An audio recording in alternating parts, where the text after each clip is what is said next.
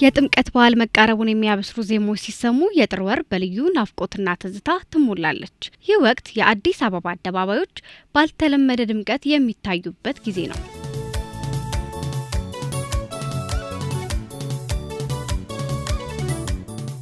ለምን እንደሆነ ባላውቅም በየዓመቱ በአዲስ የሀገር ልብስ በዓል ደምቄ ጥምቀትን መታደም ነው ፍላጎቴ። እንደኔ ለጥምቀት የሚጓጓ ይኖር ይሆን? ለየት ያለውን ውብ የሆነውን ለማግኘት ብዙ ቦታዎችን አዳረስኩ። አድካሚ ቢሆንም ከሀገሬ ልብስ ለኔ ካለው ክብር የተነሳ ምርጫዬን ፍለጋ መስዋዕት ለመክፈል አላመነታውም። በእርግጥ ዋጋው ካቀድኩት በላይ ሆኖ ልቤን ቢያመላልሰውም የባለሙያዎቹን የእጅ ጥበብ ስመለከት ግን ግርምቱ ይበልጥ አስደምሞኛል። ሰላም እንዴት ነሽ? አለሁ። እንኳን ደህና ቆየኸኝ። የጥምቀት የሚሆን አልባሳት ፈልጌ ነበረ። አሉን አልባሳቶች እዚህ ጋር ያሉትን ያቸውና በሳይዝሽ ፈልገን ትሞክሪና ከዛ ደግሞ ወደድሽ ከሌለ ደግሞ ሌላ ደግሞ እናሳይሻለን። እቺ ብታያት ደስ ይለኛል። ያው ታምራለች በጣም ቆንጆ ናት። ታዲያ በእኔ ሳይዝ የሚሆን ይኖራል? ይኖረኛል። በአንቺ ሳይዝ ይኖረኛል።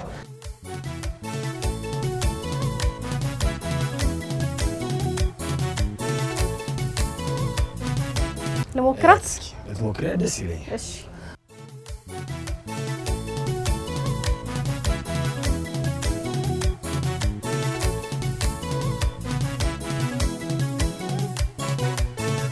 ዋው በጣም ያምራል። በእውነት ለጥምቀት ድምቅ የሚያደርገኝ ይመስላል። እግዚአብሔርን በጣም ነው ያምራል። ያምራል ደግሞ ልብስ የሚገርምሽ በእርግጥ ወድጄዋለሁ። ደግሞ ልኬም ሆነ ፋይን ደስ ይላል። እኔም ሳይዝሽን አይቼ ለአንቺ የምትሆን ሳይዝ መርጬ ነው የሰጠሁሽ። በዛ ላይ ሁሉም ሰው ያምርበትም ልብስ። እቺ ሙሉ ነጠላ ናት። የቤተክርስቲያንም ትችላለች። ሌላ ኦኬዥን ቢኖርሽ መልበስ ትችላለሽ። እስኪያት ያው ለቤተክርስቲያን የጥምቀት አይደል? ለጥምቀት ስለሆነ ሰፊ ነጠላ ባህላችን የጠበቀ እንደ ኢትዮጵያውያን ምር ብለን። ታዲያ ዋጋ ካልተስማማን ምንም ማድረግ አልችልም። ዋጋ እንስማማለን። ቆይ ግን ለምን ይሆን እንደዚህ ውድ የሆኑት የሚለው ጥያቄ ባይምሮዬ ቢመላለስም ጥያቄን በሚገባ ተረድቼና ለራሴ መልስ ሰጥቼ እንጂ ያንን ውብ ልብስ ሳልይዝ ወደ ቤት በጭራሽ አልመለስም። ዛሬን ትቼ መውጣት አልችልም። አሁን የሽምቴጂ ነው ደስ የሚለኝ። ባይሆን ፕሮሰሱን ነግርሽና ከዛ ዋጋውን እንስማማለን። ዋጋው ያጣለ የባህል አልባሳቱ ጥበብና ውበት ካለው ክብር የተነሳ የዋጋቸው ሁኔታ ትንሽ ቢፈትነኝም ያንን የጥምቀት ድምቀት ለመጎናጸፍ ግን የማይከፈል መስዋዕትነት የለም። እንደ አባባሉስ ለጥምቀት ያልሆነ ቀሚስ ይቅር ይበጣጠስ አይደል የሚባል። ጠላዋን እንዲህ ብታረጊያት ደግሞ የተሻለ ወር ትሆናለች። ጸጉርሽም እንዲታይልሽ ዘገሊላለት ነይልኝ በኔ ሞት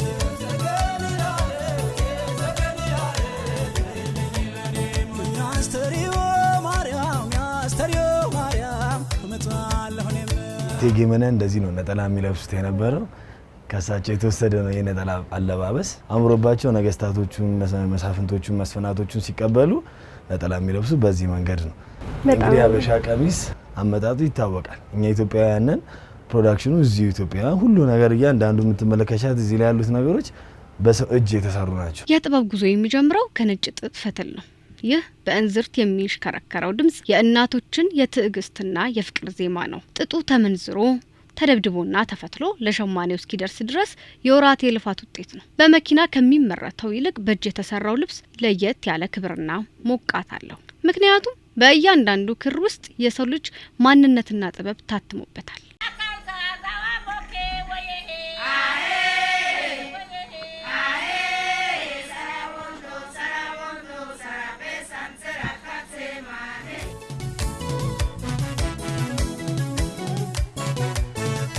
በእጅ የተሰራውንና በመኪና ስፌት የተሰራውን እንዴት ነው መለየት የምትችለው?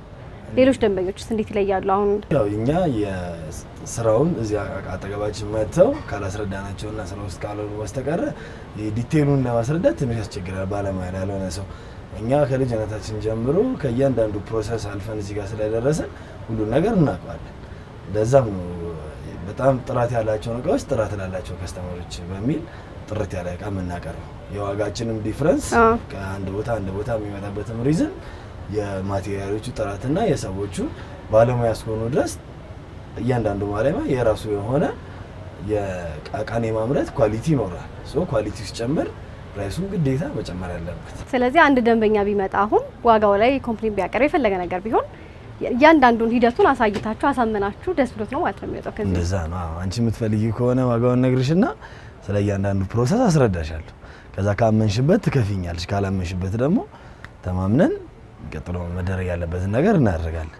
አሁን ይሄ ልብስ ዋጋው 22500 ብር ነው።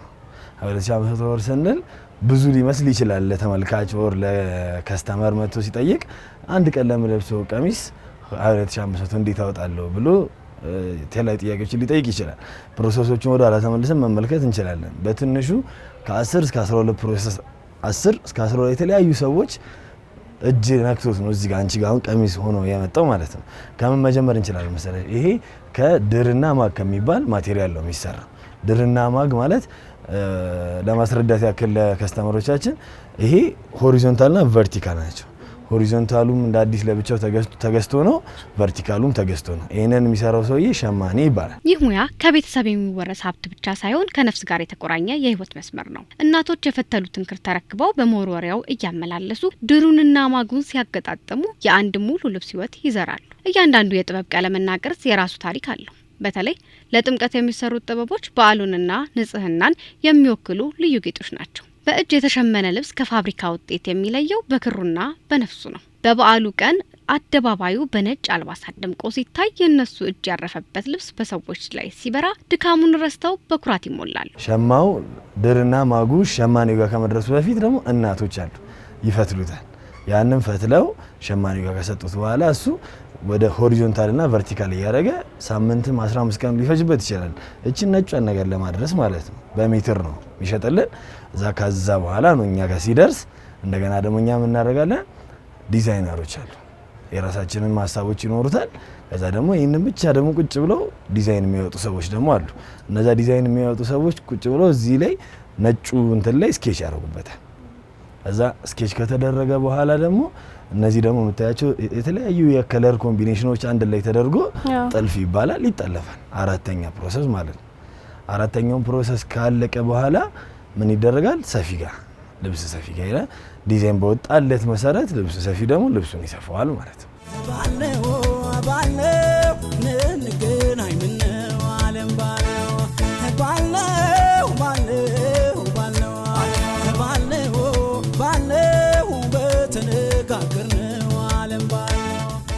ጥልፍ የልብስ ጌጥ ነው ይባላል። ትክክል። አንድን ተራ ጨርቅ እንዴት ነው ወደ ውብ የባህል አልባሳት የምትቀይረው? ከመጀመሪያው ጀምሮ እንደነገርኩሽና እንዳስረዳዎች አንድን ጥልፍ ወይም ደግሞ አንድን ብትን ልብስ ወደ ውብ አልባሳት የምንቀይርበት ፕሮሰስ ትንሽ ረዘም ያለ ነው። እሱ አንድ ባንድ አስረዳሻለሁ ነው። የመጀመሪያው ያው እነዚህ እቺ እንዳየሻት እቺ ብትን መነን ትባላለች። እቺን በሜትር ነው የምንገዛት። ለአንድ ቀሚስ 4 ሜትር ያስፈልጋል። ከዚህ ከወገብ በታች ላለው ከወገብ በላይ ላለው ደግሞ 6 ሜትር ያስፈልጋል። በአጠቃላይ 10 ሜትር ብትኗን እቺን ሸማኔ ነው የሚሰራት። ከዛኛ ጋር እናመጣና እንደምንፈልገው አድርገን በዲዛይኗ እንቆርጣታለን። እንዴን ማሽናችን ውስጥ እናስገባና ለጥልፍ ለመጠለፍ እንዲመቸን አድርገን ዲዛይኗን እናውጣታለን ማለት ነው። እንዴን ስኬች ይደረግባትና ወደ ጥልፍ መጠለፍ ሂደት ነው የምትሄደው። ጥልፍ ከተጠለፈ በኋላ አዲሽናል የሚጨመር ፈርጥ የሚያስፈልገው ከሆነ ፈርጥ እናደርግበታለን። መለቀም መጸዳት ያለበትን ነገር እናጸዳለን። ከዛ በኋላ የቀረው ምንድነው? ፊኒሺንግ ነው የሚቀረው። ከዛ በሳይዝሽ በሜትር በመቀስ በዚህ ማሽን ያረጋግን ልክ እንደዚህ እንደለበሽው አይነት ያማረ መልካም ቆንጆ ልብስ እንሰራለን ማለት ነው። የጥልፎቹ ምንጮች ዲዛይኖቹን ከየት ነው የምታገኟቸው? ከኛ ከአእምሯችን ነው የምናወጣቸው። ከዛ ነው ወደ ልብስነት የምንቀይራቸው። ስለዚህ አሁን ለጥምቀት ብቻ ብላችሁ የምታዘጋጁት የጥልፍ አይነት አለ? ለጥምቀት ብቻ ስፔሲፊክሊ ተብሎ የሚዘጋጅ ልብስ የለም። ግን ምንድነው የምናደርገው? ለጥምቀት ሲሆን ብዙ ማርኬት ስለሚኖረን ብዙ አይነት የተለያዩ ዲዛይኖችን ሰርተን እናዘጋጃለን። ስለ ዲዛይን ካወራን ደግሞ ከስተመሮች ሀሳብ ይሰጡናል። ያንን ሀሳብ ከሙያችን ጋር አንድ ላይ አድርገን ልብስ እናረጋለን ማለት ነው። እንዴት ነው በእጅ የተጠለፉ ጥልፎችና በመኪና የሚጠለፉ ጥልፎች ልዩነት አላቸው? በደንብ አላቸው። በእጅ የተጠለፉ ጥልፎች ያው ሃንድ ሜድ ስለሆኑ ቫልዩአቸውም ከፍ ያለ ነው፣ ጊዜም ይወስዳሉ። ግን ምንድነው ከረንትሊ ኢንዱስትሪ ማደግ ስላለበት ራሱ በጥልፍ በእጅ የሚጠለፈውን ጥልፍ ታይሙን ዝቅ አድርገን ቢዩቲውን አድ አድርገን አሳመረን አመተናል። ለምሳሌ አንቺ የለበሽው ልብስ በእጅ ቢጠለፍ እንዳንቺ እንደዚህ አይነት ቢዩቲ ላይኖረው ይችላል። በማሽን ደግሞ በእጅ ደግሞ መጠለፍ ያለበት ደግሞ ካለ በእጅ ደግሞ ሲጠለፍ የተሻለ ውበት ይኖራል። የሚመጡት ደንበኞችም በእጅ ይጠለፍልን ወይም ደግሞ በማሽን ብለው ሪኮመንድ ያደርጉናል። ከዛ እኛም ደግሞ ካለን ጊዜ አንፃር በእጅ የሚደርስ ከሆነ ብዙ ጊዜ አሁን ግን የእጅ ጥልፎች በትንሹ ትልልቅ ልብሶች እኮ ከአንድ ወር ከ15 ቀን በላይ ነው የሚፈጁት። አንድ ሰው አንድን ቀሚስ ለአንድ ወር ከ15 ቀን ጧትም ምሳ ሰዓትም ማታም በእጁ መስራት ያደክማልም ያሰለቻል። ለኢንዱስትሪው እድገት በጣም ኢፌክት አለው። ስለዚህ እኛ ቢዩቲውን ሳይቀንስ ጥራቱን ሳይቀንስ ማቴሪያሎቹን እንትን አድርገን ኮስታችንን ቀነስ አድርገን የተሻለ ቢዩቲፉል ሆነ ለሁሉም ማህበረሰብ የሀገር ባህል ልብስ እንዲለብስ የማድረግ ስራ ነው በማሽን እየተሰራ ያለው። ከረንትሊ አሁን ሌት 5 years ከተረዳነው ነገር አንፃር በእጅ ከመጠለፍ በማሽን መጠለፍ ለኢንዱስትሪ በጣም ትልቅ አስተዋጽኦ አድርጓል። ምክንያቱም ብዙ ጊዜ አይተሽም ሰምተሽም ከሆነ ያበሻ ልብስ አይደርስም፣ በሚፈለገው ቀንና ሰዓት አይደርስም። ሪዝኑ ፕሮሰሶቹ ናቸው። የስፌት ማሽን ራሱ ከ5 ዓመት በፊት የምንሰፋበት የስፌት ማሽን እና አሁን የምንሰፋበት የስፌት ማሽን አርፒኤማቸው የተለያየ ነው። ዲቴይሉን ለማስረዳት ያክል ያኛው ቀስ እያለ ነው የሚሰፋው የነበረ፣ ያውን በጣም ፈጣን ነው። ከምታስቢ በላይ የምፈልገው ነገር እኔ ሳልለው ራሱን በራሱ እንትን እያለ ያው ጋይድ ነው ማረጋው ነው የምፈልገው ነገር ይሰራልኛል ማለት ነው። ምን ያህል ጊዜ ነው ቅድመ ዝግጅት የምታደርገው? ሞስት ፕሮባብሊ ከአዲስ ዓመት በኋላ ያለው ጥቅምትና ህዳር እና ታህሳስ ግማሹን አንድ ላይ ለየገናን በዓልና የጥምቀት በዓልን ታሳቢ በማድረግ ልብሶችን እናዘጋጃለን። አንድ ላይ ነው ዝግጅታችን የምናደርገው። ቢያንስ በምን ያህል ጊዜ ውስጥ ያልቃል ለአንድ ቀሚስ የሚሆን ጥልፍ? ለአንድ ቀሚስ የሚሆን ጥልፍ ሙሉ ነገሩ አልቆ ፕሮሰሱ ኖቶ ሊጠልፍ ብቻ ሳይሆን ከመጀመሪያው ከመቆረጥ ጀምሮ ለጥልፍ ከመዘጋጀት ጀምሮ ተጠልፎ እስከሚሰፋ ቢያንስ አንድ ሳምንት ያስፈልጋል። ጥልፍ ብቻ 2 ቀን በማሽን ከሆነ በአንድ ቀንም የምንጨርሳቸው ልብሶች ይኖራሉ፣ በግማሽ ቀን የምንጨርሳቸው ልብሶች ይኖራሉ። በእጅ ሲሆን አሁን በአንድ ቀን የሚያልቀው በማሽን አንድ ቀን የሚያልቀው ጥልፍ 1 ሳምንት ይፈጃል ሊትራሊ ስፒኪንግ። እና ዲፍረንሱ ማየት ነው። ለምሳሌ አሁን አንቺ ይሄንን ልብስ አይተሽው ወደሽው ገዝተሽ ሄደሻል። ጥምቀት ደግሞ እንደሚታወቀው የአደባባይ በዓል ስለሆነ ጓደኛ ማቾች፣ ቤተሰቦች አንድ ላይ ተሰብስበው የሚያከብሩት በዓል ነው። ሶ ያንቺን ቀሚስ አይተው ለኔም ሊሉ ይችላሉ ብዙ ሰዎች። ሶ ሲመጡ 1 ሳምንት አናስጠብቃቸውም ማለት ነው። በግማሽ ቀን የሚያልቅ ከሆነ በ2 በ3 በ4 ሰራተኞች በአንድ ቀን ጨርሰን 5 ሰዎችን በአንድ ቀን ማልበስ እንችላለን ማለት ነው። ያንተ እጅ አሻራ ያረፈበት የጥልፍ ልብስ ታዋቂ አርቲስቶች ወይንም ደግሞ እንዲሁም በጥምቀት በአደባባይ ላይ ተለብሰው ስታይ ምን የሚሰማ ስሜት አለ? ይገርምሻል፣ ስሜቱ ከመግለጽ ከሚቻለው በላይ ነው። እኔ የሰራሁት ልብስ ነው ብሎ ራሱ ለመናገር እንቅ ያደርጋል። ለምን ሰው ለብሶ አይቶት ወዶት ኢቭን ለብሶት አይደለም ሊወስድ መጥቶ ለሞክሮት ፕሮቫሲ ያደረገው ሲወደው ምናምን ስታይ በቃ በጣም የአእምሮ እረፍትና እርካታ ይሰጣል። ከገንዘብና ከቢዝነስ ባለፈ የሚሰጠው ሳቲስፋክሽን ከምታስቢ በላይ በጣም ደስ ይላል። ከስተመሮች ለብሰው ስታይ ደስ ሲላቸው ስታይ ዩ ፊል እኔ ለካ እንደዚህ ማድረግ እችላለሁ የሚል ስሜት ውስጥሽ በጣም ከፍተኛ የሆነ የደስታ ስሜት ስለሚመጣ በቃ ነገም ከነገ ወዲያም ያንን ስራ እንደ ፓሽን አድርገን እንድንሰራ የሚያደርገን ይሄ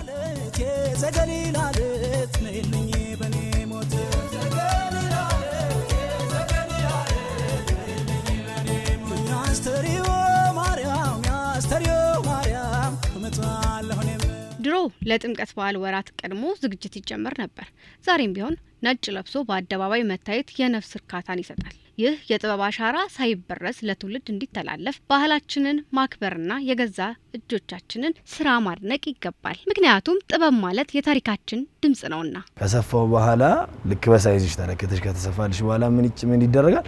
መተኮስ፣ መጸዳት፣ መለቀም፣ ክር የሚባል ነገር መታየት የለበትም። ፕሮሰስ ስላለው ጽዳቱን በጠበቀ መንገድ እኛ ጋር ከደረሰ በኋላ እንተኩስና እንደገና ደግሞ አዲሽናል እነዚህ የምታያቸው ፈርጥ ትባላለች። እቺ ሌላ እንደገና ማሽን ውስጥ ከተን እሷም ደግሞ ልክ በወጣላት ዲዛይን ከስተመሮቻችን ባዘዙን መሰረት የራሳችንን ሀሳብ እንጨምርበትና ፈርጥ እናረግባታለን። ከዛ በኋላ አንቺ ጋር ትደርሳለች ማለት ነው። ይሁላ ፕሮሰስ ቢያ 5-6 ሰዎች የየራሳቸው የሆነ የሥራ ሚና አላቸው። which means ሁሉም ሰው ኑሮ ለመኖር ካሽ ያስፈልጋል። አሁን እንደነገርከኝ በጣም ብዙ ፕሮሰስ ነው ያለውና ስለዚህ ለጥምቀት ፕሮግራም የሚሆን አንድ ሰው አልባሳት ሲፈልግ ማለት በትዕዛዝ ነው አይደል የምትቀበሉት ነው ወይስ? በትዕዛዝም እንቀበላለን። ፕላስ ደግሞ ኦሬዲ ሰዎች ሊወዷቸው ይችላሉ ብለን ያሰብናቸውን ቀሚሶች ቀደም ብለን አዘጋጅተን እንጠብቃለን። ሰው መጥቶ አይቶ ከወደደው ያንን የወደደውን ልብስ በልኩ እናስተካክልለትና ይዞ ይሄዳል። ካልወደደና ደግሞ እኔ የምፈልገው ዲዛይኑ ሀሳቡን ከነገረን እንደ ባለሙያ አንደርስታንድ አድርገነው የሚፈልገውን አይነት ቀሚስ ሰርተንለት እናደርስለታለን ማለት ነው። ምን ያህል ጊዜ ይወስዳል? ለምሳሌ አንድ ሰው ለጥምቀት ቢፈልግ ከምን ያህል ጊዜ ጀምሮ ነው ዝግጅት የሚጀምረው? ልብሶቹ ሁለት አይነት ናቸው ማቴሪያሎቹ። የመጀመሪያው ጥልፍ የሚባለው፣ ሁለተኛ ጥበብ የሚባላል። አሁን ይሄ ለምሳሌ ሸማኔ ጥበብ የሰራው ጥበብ ነው አይሻት? እቺ ሸማኔ ቅድም በነገርኩሽ መንገድ በእጅ የሰራት ጥለት ናት እቺ ማለት ነው። እቺ ናት አሁን እንደዚህ ቀሚስ የምትሆነው እሺ። ይሄን ቀሚስ የሚሆናቸው ማለት ነው እንደዚህ እንዳለ? እነዚህ እንዳለ እቺ 1 2 3 4 ናት። እነዚህ አራቱ ዙሪያቸውን ሲገጠሙ ቀሚስ ይሆናል ማለት ነው። ከዛ ባንቺ ልክ እንገጥማለን አንድ። ሁለተኛ ደግሞ እቺ ነጯ ማቴሪያል ብቻ ትመረትና ነጯ ብቻ እዚች ላይ ስኬች ይደረግባትና ጥልፍ እንጠልፋታለን። ለማሳየት ያክል ለምሳሌ ይሄ ጥበብ እንዳየሽው፣ ይሄ ደግሞ ጥልፍ ነው። ይቻውን ለእቺን ለመስራት ምን ያህል ጊዜ ፈጀ? እቺን ለመስራት ምን ያህል ጊዜ ይፈጃል መሰለሽ? በትንሹ 1 ሳምንት ይፈጃል። በትንሹ ምን ያህል ሰው ይሳተፍበታል ማለት ነው? ይሄ ለምን እንደነገ 4-5 ሰው ፕሮሰስ አልፎ ነው እዚህ ጋር የደረሰው ይሄ ልብስ ማለት ነው። ሸማኔው አለ፣ ዲዛይን ስኬች የሚያደርጉ ሰዎች አሉ፣ ጠላፊው አለ፣ እቺን ፈርጥ የሚያጣበቅ ሰው አለ። 4 ሰው ማለት ነው። 5ኛ እኔ ጋር ሰፊው ጋር ሲደርስ 5ኛ ሰው ማለት ነው። ይገርም ነው። ደስ ይላል አይደል? በጣም። ስለዚህ ዲፈረንሱን ለማስረዳት ያክል ይሄ ደግሞ ጥልፍ ይሆናል። የኛ ሀሳብ ምንድነው ደግሞ ፕሮዳክሽኑን ሞር ቀልጣፋ አድርገን ስራው ወቅታዊ ስለሆነ የበዓል ወቅቶች ላይ ስለሆነ ሰዎች ልብስ ቶሎ ቶሎ መልበስ የሚፈልጉትን አይነት ዲዛይን በሚፈልጉት ጊዜ ለማድረስ ምን እናደርጋለን? ሁሉንም በራሳችን ፕሮዳክሽን ውስጥ እናካትታቸዋለን። ፎር ኤግዛምፕል እንደ ካምፓኒ ክሬት እናደርግና በቃ ኦሬዲ ካምፓኒ ነው። የራሳችን የሆኑ ሰፊዎች አሉ፣ የራሳችን ጠላፊዎች አሉ፣ የራሳችን የሆኑ ፈርጥ የሚያደርጉ አሉ፣ የራሳችን የሆኑ ዲዛይን የሚያኑ ሰዎች አሉ። ሁሉንም አንድ ቦታ አስቀምጠናቸው ዳይሬክተር አላቸው ረን በሚያደርጋቸው መንገድ እያዘዛቸው እዛው የታዘዙትን እየሰሩ ለከስተመሮቻችን የሚፈልጉትን የሚወዱትን ጥራት ያላቸውን እቃዎች በሚፈልገውና በሚያስፈልጋቸው ሰዓት ለማድረስ እየሞከረ ነው።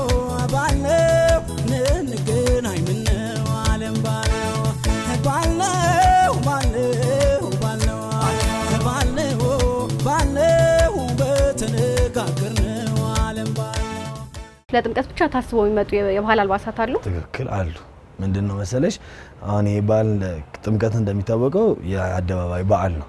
የአደባባይ በዓል እንደመሆኑ መጠን እንደውም በተረትም የተደገፈ በዓል ነው። ለጥምቀት ያልሆነ ቀሚስ ይበጣጠስ ሲባል እንሰማለን አይደል? ያ ከምን የመጣ ነው መሰለሽ? አደባባይ ስለሚወጣ ሁሉም ሰው ያለውን የክት ቀሚሱን ለብሶ ይወጣል ማለት ነው። በቀደመውም ጊዜም ሰዎች ውበታቸውን መልካቸውን የሚፈልጉት ነገር የሚያሳዩ ጥምቀት ላይ ነው። ስለዚህ አንድ ልጃገረድም ብትሆን ወንድም ቢሆን የዛን ቀን ቆንጆ ሆኖ አምሮ መታየት ይፈልጋል።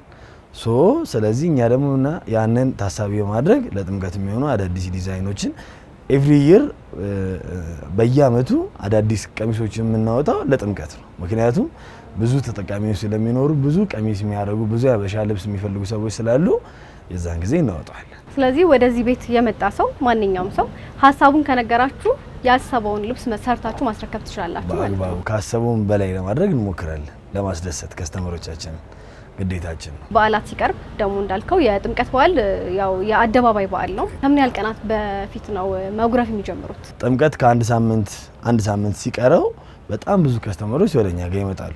ይሄ ለኛ ትንሽ ስራችን አስቸጋሪ ያደርግብናል። ምክንያቱም እንደነገርኩሽ ፕሮሰሶቹ ትንሽ ጊዜ የሚወስዱ ናቸው።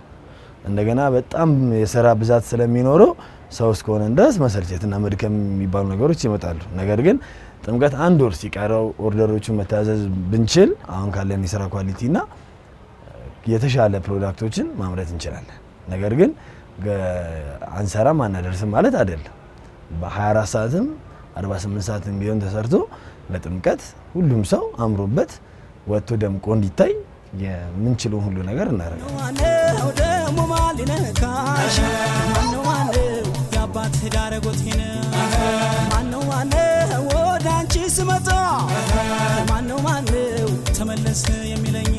ለጥምቀት በዓል ወደ ሀገር ቤት የሚመጡ ዲያስፖራ በገበያው ላይ ያላቸው ሚና ምንድን ነው?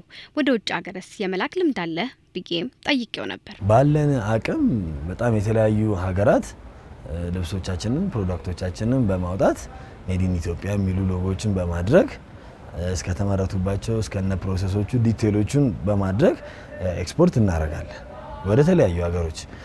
የትኛውም የዓለም ሀገር ልብሶቻችንን የመላክ ችግር የለብንም፣ ሰርተን እንልካለን። ግን አሁን ምንድነው እንደ ችግር የሚያጋጥመን ምንድነው ትንሽ ፕሮሰሱ በዛ ስለሚል ምን ፈልገውን ያክል ፕሮዳክሽን ኖርማል ማርኬት ላይ አውጥተን በተለያዩ ሀገራት ለመሸጥ ያስቸግረናል። ፕላስ ደግሞ መጀመሪያ የኛ ሀገር ሰዎች ቢለብሱትና ቢታይ this is Ethiopia's traditional clothes ተብሎ all over the world ፕሮሞት መደረግ ይችላል ብዬ አስባለሁ። ግን እኛ ምንድነው በዓልን ጠብቀን ስለሆነ ምን ለብሰው የራሳችንን ልብስ ሞር የተሻለ የሚሆንልን እኛ ራሳችን ሁሉ ጊዜ ኖርማሊ ምን ለብሰው አይነት ልብስ አድርገን መስራት እንችላለን። አሁን ይሄ ነጭ ስለሆነ በየቀኑ ለመልበስ ያስቸግራል። የተለያዩ ዳርክ ለሚፈልግ ጥቁር ለሚፈልግ አረንጓዴ ለሚፈልግ ይሄ ነጩንም ወደ አረንጓዴ የእለት ልብሶች አድርገን የመስራት አቅም አለ እስከ ጥግ ድረስ። ሸሚዝም መልበስ የሚፈልግ ሰው ይሄ ሸሚዝ አሁን ኖርማል ነው፣ ኮተን ነው፣ ለሰውነትን አይኮሰኩስም፣ ከዛ ሃንድ ሜድ ነው።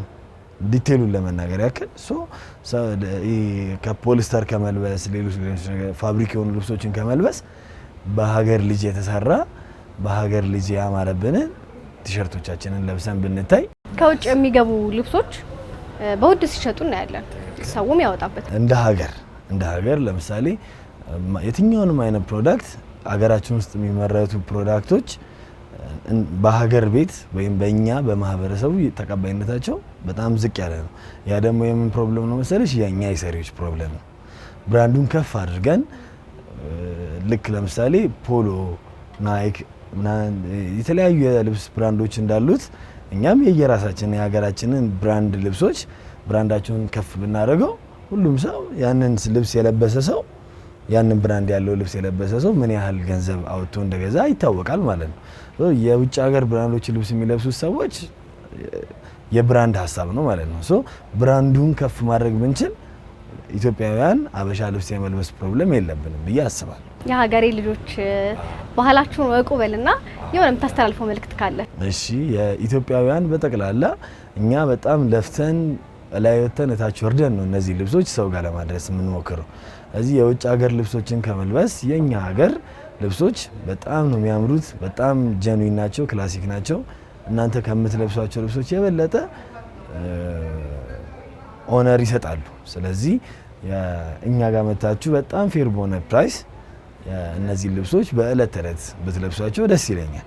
ለምሳሌ ያክል አንድ የባንክ ማናጀር ጥቁር ካፖርቱን ለብሶ ከሚቀመጥ ኢትዮጵያውያንን እስከሆነ ህዝቡን እስከሆነ እያገለገለ ያለው አጭር ልብስ ላሳይሽ። ለምሳሌ አሁን ቱ ፒስ ነው የሚባለው አይደለ? ሱፍ ይሄ ራሱ ምንም ዲፈረንስ የሌለው ከሱፉ ጋር ዲፈረንስ የለው። ማቴሪያሉ ራሱ የሀገር ቤት ነው፣ ቅድም የነገርኩሽ ማቴሪያል ነው። ቴክስቸሩም እንደዛ ነው፣ ስታይሉም እንደዛ ነው። ይሄንን ባዶን ልበስ አንልም። ስለዚህ ያው ይሄንን ቢለብስ ሱፍ ለብሶ ይሄንን ለብሶ ቁጭ ቢሮ ላይ ኢትዮጵያ ይሄ ሲምፕል ተደርጎ የተሰራ ነው፣ ቀለል ያለ። ከዛ ሞር ደግሞ ስለዚህ ደግሞ እንዳልከው አሁን ነጭ ስለሚቆሽሽ በተለያየ ከለር ይዘጋጃል። የሚለብሳችሁ ግሬም ከፈለገ ጥቁርም ከፈለገ ግሪንም ከፈለገ እንደዚህ ማድረግ እንችላለን። ፕላስ ደግሞ ይሄ ኮት ብቻ አይደለም እኛ የምንሰራው። እቺም አለች ለምሳሌ አሁን እቺ የዚች አላባሽ ናት፣ ከስር የምትለበስ ማለት ነው። ቱ ፒስ ትባላለች። እቺን ከስር ለብሶ እቺን ከላይ ጃኬቷን ቢያረጋት ከዛ ሁሉ ቀን በጣም ሁሉም ሰው ያከብረዋል። አሁን ሱፍ ከሚለብስ ይሄን ቢለብስ አያምርበትም? ከስራው አንፃር ዋጋውም ተመጣጣኝ ነው፣ በጣም ፌር ነው። ያው ለምሳሌ ሱፍ አሁን ስንት ብር እንደሚሸጥ እናውቃለን አይደል? እነዚህ አሁን ይሄ በጣም ሎ ፕራይስ ነው። እኔ ከነዛ ሱፎች አንፃር ከኮተንነታቸው፣ ከእድሜያቸው፣ ከአገልግሎት ጊዜያቸው አንፃር አሁን እነዚህ ይሄ ልብስ 15000 ቢከፍል ለዚህ ልብስ ኮት 30፣ 40፣ 50 እስከ 100,000 ድረስ ሰዎች ኮት እየወጡ ይገዛሉ አይደል? በቀላሉ እቺን ለብሶ ሲምፕል ነው በጣም እንደዛኛው አይከብድም። ከዛ ባለፈ ደግሞ ምን ልነግርሽ የምፈልገው ነገር ምንድነው ቅድም ወስጄ እንዳሳየውሽ ፕሮሰሱ ላይ ሮ ማቴሪያሎች እንጠቀማለን። እነዛ ሮ ማቴሪያሎች ፋብሪክም ሊሆኑ ይችላሉ፣ አንድ ሜድም ሊሆኑ ይችላሉ። እንደየሰው ፍላጎት ኳሊቲያቸውን የጠበቁ ሮ ማቴሪያሎችን እንጠቀማለን። በዚህ ሂደት ውስጥ የሚያስቸግረን ነገር ምንድነው? ነጋዴዎች አሉ ደግሞ ልክ እንደኛ እኛ ደግሞ ያለቀውን ፕሮዳክት እንደምንሸጠው ሮ ማቴሪያሉን ደግሞ የሚነግዱ ሰዎች አሉ። እነሱ ቢዝነሳቸውን አክቹሊ ግን ሮ ማቴሪያል በጣም ከአቅማችን በላይ የሚወደዱበት ወቅት አለ። ብዙ እቃዎችን ማቴሪያሎችን ስለምንፈልግ በዓልን አስመልክቶ ብዙ እቃዎችን እንገዛለን። ስለዚህ እነሱ ምን ያደርጉናል? ያው ይዙብናል፣ እቃውን ይዙብንና የለም ይሉናል፣ ያስወድዱብናል። እዚህ ጋር ደግሞ ከስተመሮች ደግሞ በሚፈልጉት ቀን ለጥምቀታው ቆንጆ ቀሚስ ሰርተን መስጠት ማድረስ ኦርደሮች ይኖሩናል። ሰርተን ማዘጋጀት ያለብን ሰዎች ደግሞ ድንገት መጥተው ገዝተው መሄድ የሚፈልጉ ሰዎች ስላሉ ማዘጋጀት አለብን። እነዛን ማቴሪያሎች ለመግዛት ቦታው ላይ ስንሄድ ከአንድ ወር በፊት ከመንገዛቸው በሁለትና በሶስት እጥፍ ዋጋቸው ጨምሮ ነው እናገኛቸው። ኦርደሮቹን ስንቀበላቸው ከነበረው ፕራይስ ሁለትና ሶስት እጥፍ ጨምሮብን እናገኛለን። ትንሽ ስራችንን አስቸጋሪ የሚያደርጉብን ነገሮች ምን ያህል ይረዳል ግን ደንበኛው ይሄንን? ደንበኞች ይሄንን ለመረዳት ምንም አይነት ፍላጎት አያሳዩም። ምክንያቱም ይሄ እነሱ ችግር አይደለም፣ የኛ ፕሮብለም ነው። ቀድመን ማስተካከልና ማዘጋጀት ያለብን የኛ ኃላፊነት። በዓሉን ለማክበር የሚመጣው ህዝብ በንጹህ ነጭ ባህል አልባሳት ተውቦ ሲታይ መላው ከተማ ልክ እንደ አዲስ እንደ ፈካ የጽጌረዳ አበባ በውበት ይታወዳል። ያ ንጣትና ድምቀት ለአይን የሚሰጠው እርካታ እንዲሁም በልብ ውስጥ የሚፈጥረው መንፈሳዊ ሰላም ወደር የለውም። እኔ እንግዲህ ብዙ ሱቆችን ዞሬ መጨረሻ እነዚህ ነው ያደረኩት። በቂ መረጃዎችን ሰጥተኸኝ እና ደግሞ እንደዚህ ያማረብኝን የወደድኩትን አውቄ እስከ አሰራሩ አውቄ በጣም ደስ ብሎኝ ይሄን ልብስ ገዝቻለሁና በጣም አመሰግናለሁ። እኔም አመሰግናለሁ። እንደዚህ አምሮብኝ እንዳማረብኝ እንግዲህ ለብሾ ልወጣ ነው ወደ በዓል። እንግዲህ ደስ ይለኛል። ቅድም እንደነገርኩሽ እንዳንቺ ድንገት እንደዚህ በዋዜማ መተው ልብስ ለሚገዙ ሰዎች በልካቸው ሰርተን እናዘጋጃለን። ቀደም ብለው ደግሞ ኦርደር ላደረጉን ሰዎች ደግሞ ኦርደር ባደረጉ መሰረት እንሰራለን። አምሮብሻል፣ በጣም ተወበሻል፣ ልክ ነው። በጣም ደስ ብሎኛል። በጣም ደስ ይላል። አዎ እንደ ፍጋቴም አይደለም። አሁን ደስተኛ ሆኜ ነው ጥምቀት ነው ማከብረው። ስለዚህ እኔም እንደዚህ አምሮብኛል። ታቦታቱን ወደ ማደሪያቸው አስገብተን ወደ ቤታችን እንሄዳለን። እኔም ወደዛ እየሄድኩ ነው። እንዳጋጣሚ አብረን መሄድ እንችላለን። እሺ፣ በጣም ደስ ይለኛል። እሺ